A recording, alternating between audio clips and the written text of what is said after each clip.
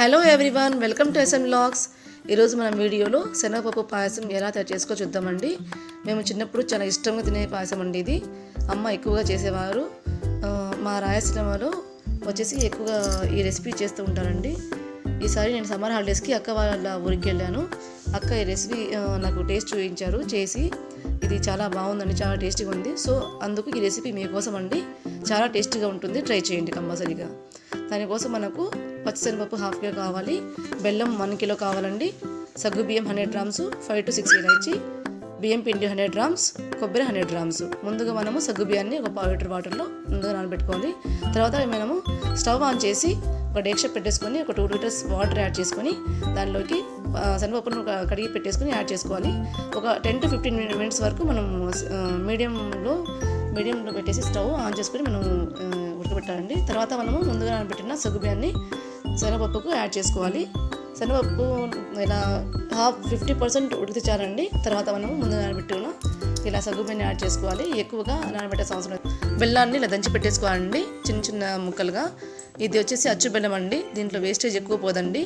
డైరెక్ట్గా మనము పాయసానికి యాడ్ చేసుకోవచ్చండి. ఇది మా వైపు ఎక్కువగా దొరుకుతుందండి రాయలసీమలో. తర్వాత మనము పాయసాన్ని మధ్యలో చెక్ చేసుకుంటూ ఉండాలి, ఎందుకంటే సగ్గుబియ్యం ఎక్కువ ఉడకూడదండి.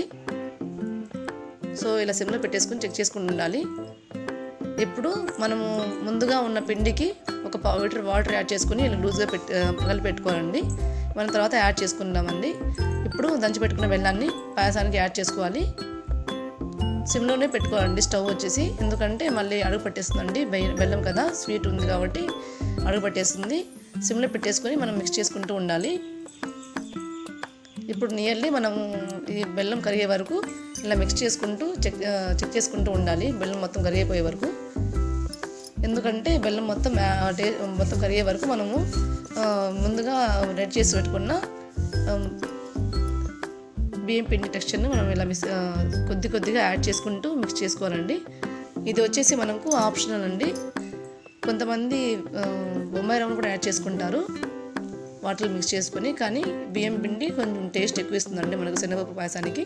ఇలా సిమ్లో పెట్టేసుకొని మిక్స్ చేసుకుంటూ యాడ్ చేసుకోవాలి. ఒక 10 మినిట్స్ అయిన తర్వాత ఇలా శనగపప్పు కూడా ఉడికిపోతుందండి.